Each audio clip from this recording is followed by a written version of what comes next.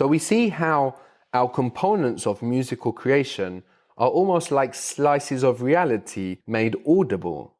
Beat is audible time, pitch is audible space, and it is space and time together which underpin our physical reality. And so it makes sense that beat and pitch are thus inevitable versions of one another, inextricably linked, even though we can discuss them separately. So the experience of music is pretty much all about counting. Be it chords, beat or rhythm, it all just boils down to counting and more counting. But we can go much further than that and say that the experience of perception generally, be it taste, colour, smell, touch, is also pretty much just about counting. Different parts of the body pick up the count and in different ways, and different parts of the brain do the counting, but it's pretty much all just counting. Our encounters within the world are literally counts. The counting we do with beat is the most constant and reliable count in music. The beat of a piece of music can change during the piece. We might have, say, part of a song in common time and part in Ward's time, but beat is the element of the music that least changes. And more often than not, we have a steady, unchanged beat running through the entire piece of music, giving us a solid foundation that everything else we do with time can be set around. Just like the overtone series is the foundation around which we set all our ideas about and uses of tonality. As we've seen, the natural beat pattern as it occurs within a measure we represent using a time signature with whole numbers, one number placed over the other. What does the top number of our time signature tell us? Which time it's in, whether it's common time or waltz time? No, so the whole thing tells us that. No, the top number tells us very specifically what? Right, so the top number would be, if there are 4 beats in the measure, there will be 4. Good. So the top number gives us our beats per measure, the number of equal portions we divide our measure in. So the top number in Waltz time is? 3. 3. And the bottom number of a time signature, what does that tell us? Isn't the bottom number always 4 though? That was something I didn't understand from the last class. In the last class, we saw 6/8 time. Yes, yeah, that's right. So you don't have to know it from memory, you just have to know how to reference these examples of time signatures you know, 3, 4, 4, 4, 6, 8, and that should remind you what that bottom number is doing. What kind of note it is. Yeah, what type of note the beat counts for. So the type of note we have representing a beat. So 4 refers to quarter note. No, so 4/4 common time is 4 beats. Each beat is worth a quarter note. No, or a crotchet. 2 refers to what type of note? Half note. A half note, also known as a minim, by the way. 8 as a bottom number refers to? An eighth note. An eighth note, also called a quaver.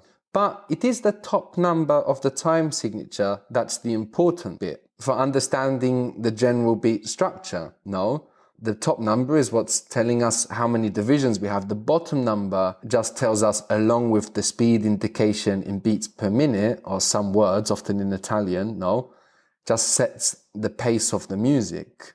So if that top number is 4, if we have 4 beats per measure, what is our beat pattern like? 1, 2, 3, 4. Yes, 1, 2, 3, 4, dum, dum, dum, dum. We don't need to know the bottom number to know that. We know that just with the top number.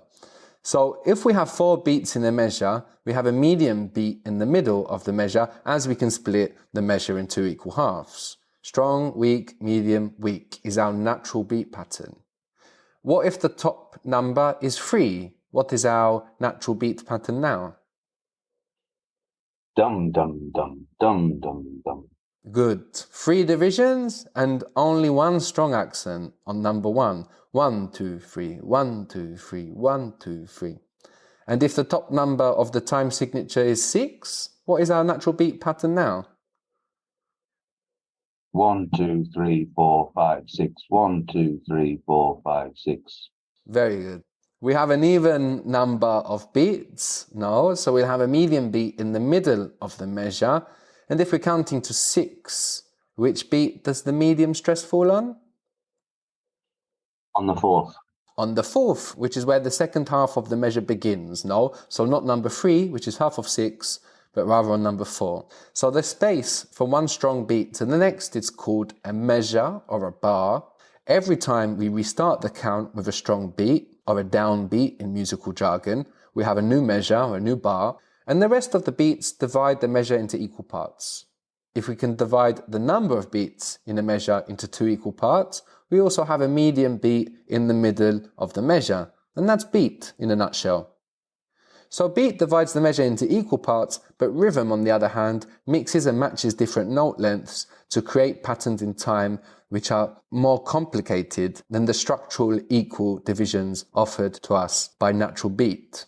We've already seen a simple way of generating rhythm, no, which would be dividing beats into equal parts, be it 2 or 4, for example, like how I did to create a rhythm over the common time beat you provided me in the last lesson, no? That rhythm was bum, bum, bum, bum, bum, bum, bum, bum, bum. There, we're just dividing beats up into smaller equal parts. But rhythm can do anything at all. Just like a piece of paper can be folded into equal parts or folded into a swan, beat can be complicated into all manner of rhythmic shapes. Things get particularly interesting when the nature of the rhythm starts to challenge the nature of the beat pattern, straying from those pulses provided to us by the beat, contradicting them. A very common rhythmic pattern used in all kinds of music, from ancient musics to modern pop, is what we call 3-3-2. So that's 1 2 3 1 2 3 1 2 1 2 3 1 2 3 1 2 bum bum bum bum bum bum bum bum bum bum bum bum bum bum bum bum. Catchy, huh? So this is called 3-3-2 because we imagine the measure split into 8 equal parts, so 8 eighth notes in a common time measure, and then we use this way of counting to place the emphasized beats, which are of course on number 1. 1 2 3 1 2 3 1 2 1 2 3 1 2 3 1 2. That's how this rhythm is described, but it might leave it a little unclear in regards to our 8 eighth note where the beat is actually falling. No? So let's work it out. So if we have 8 eighth notes in a common time measure, on which of those 8 notes is the first beat falling in 3-3-2? 1 2 3 1 2 3 1 2. On the first. On the first beat, of course. The second emphasis, on what 8th note does it fall? 1 2 3 1 2 3 1 2. On the fourth. Great. On the 4th 8th note, 1 2 3 1, which is what beat in common time?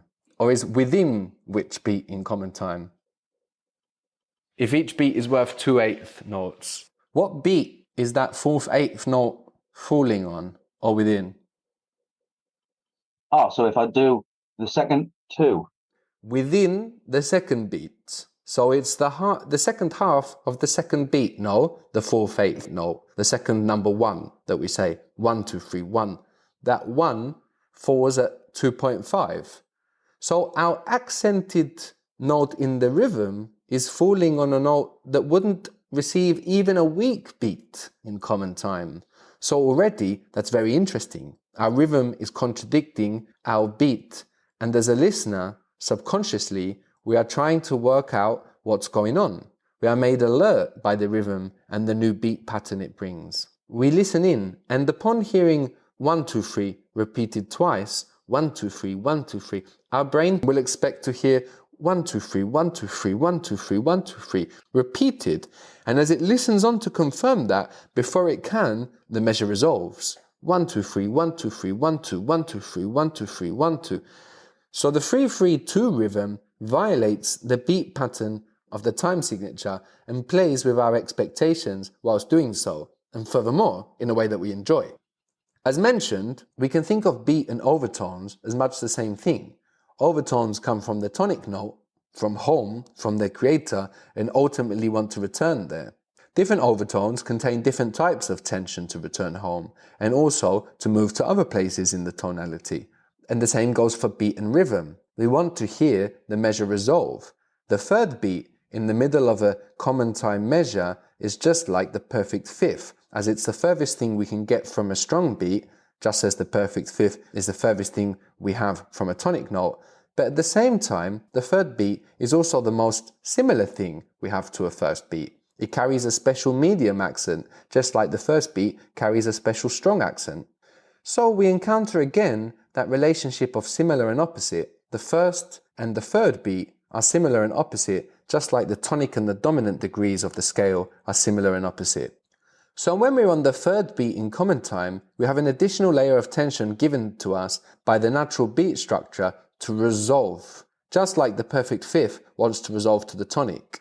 3-3-2 time is maybe so interesting and catchy and has proliferated throughout history in the way it has, precisely because it bypasses the medium beat, which would begin on which eighth note? The medium beat, if we have eight eighth notes in our measure.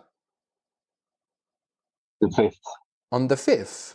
But it doesn't, does it? We don't have a beat on the fifth eighth note in the middle of the measure. We have a beat on the fourth eighth note, not on the third beat, but rather on beat 2.5. So we never realized just how far from home we are, and before we know it, we're back home. 1 2 3 1 2 3 1 2 1 2 3 1 2 3 1 2.